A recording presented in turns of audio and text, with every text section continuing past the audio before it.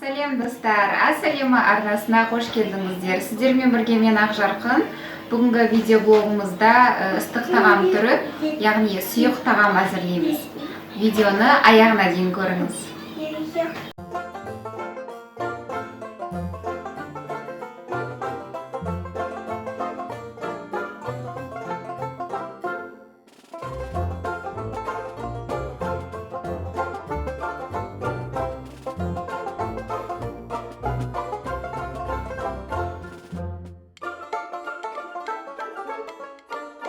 Біздің фрикаделькемізға қажетті заттар ең алдымен 500 грамм сиыр етінен тартылған етіміз, және бұнда бір пиязымызды да тартып қосып алдық, және 2-3 картопымызды турап қойдық, бір жарты кабачогымыз мұнда, және тәтті болгар бұрышы жарты, және сәбізімізді, пиязымызды турап дайындап алдық, және зеленіміз керек болады, мұнда петрушка, және макарон, үккіштен өткізіп алдық сырымызды, жартысын жаңағы фаршымызға, және жартысын дайын супымыздың бетіне қосамыз. Мұнда 2 ас қасық бидай жармасы, яғни манная крупа, фаршқа қосқанға қажет, және 1 жұмыртқа, қара бұрышымыз, тұз және зәйтүн майы керек болады. Фаршымызды дайындап аламыз. Кішкене қара бұрышымызды себеміз.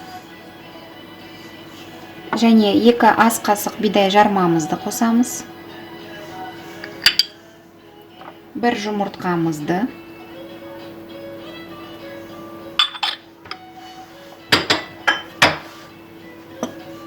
Және тұзымызды себеміз.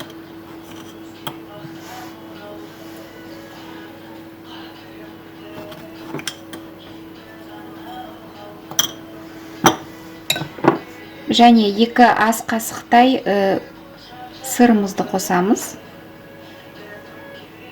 Осылай көз мөлшермен алдым. Жарты сырымыз әбден піскен супымыздың бетіне сепкенге қажет болады. Және петрушкамыздың жарты бөлігін қосамыз.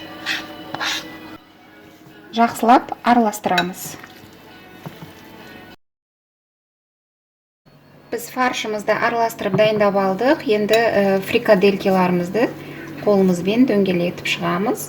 Яғни қолымызды сулап аламыз.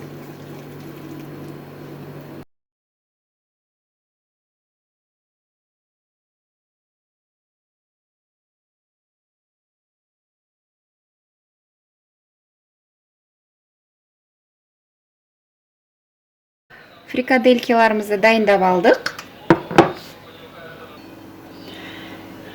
Және біз 2-2,5 литр суымызды қайнатып аламыз. Және қайнаған суымызға туралған картопымызды салып 2-3 минут қайнатамыз.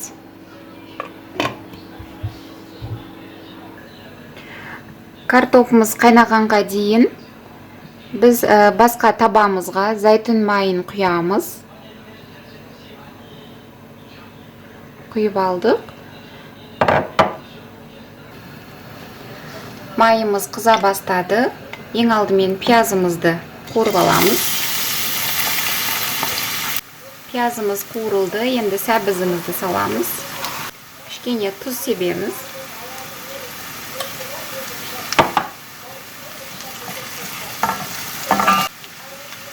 Томат пастамызды саламыз.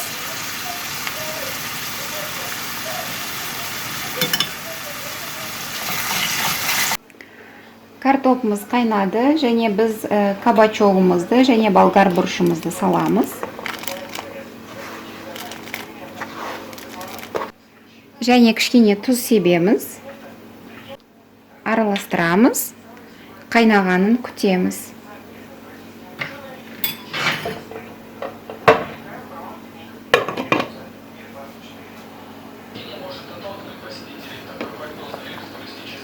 Сорпамыз қайнай бастады, және біз көкшөбімізді 3-4 минут қайнатамыз.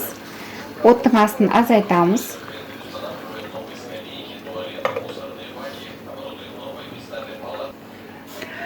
3-4 минутымыз өтті, және біз қуырылған сәбіз бен пиязымызды саламыз сорпамызға.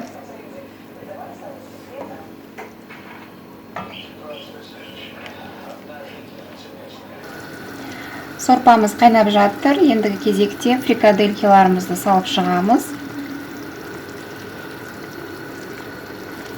10 минут қайнағаннан кейін макаронымызды салатын боламыз.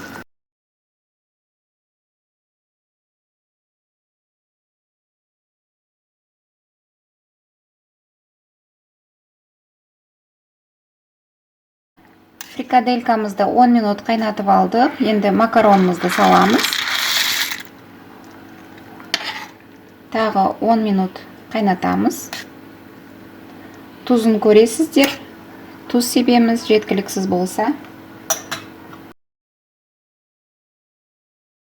Біздің тағамымыз дайын болып қалды. Және соңынан қалған петрушкамызды және кішкене сарымсақ қосып жібереміз. Тағы 3-4 минут қайнатып аламыз, одан кейін отымызды өшіреміз. Құрметті көрермен, видеома лайк басып, міндетті түрде каналға жазылып, пікірлеріңізді қалдырыңыздар, және видеомды өз таныстарыңызбен бөлісіңіздер.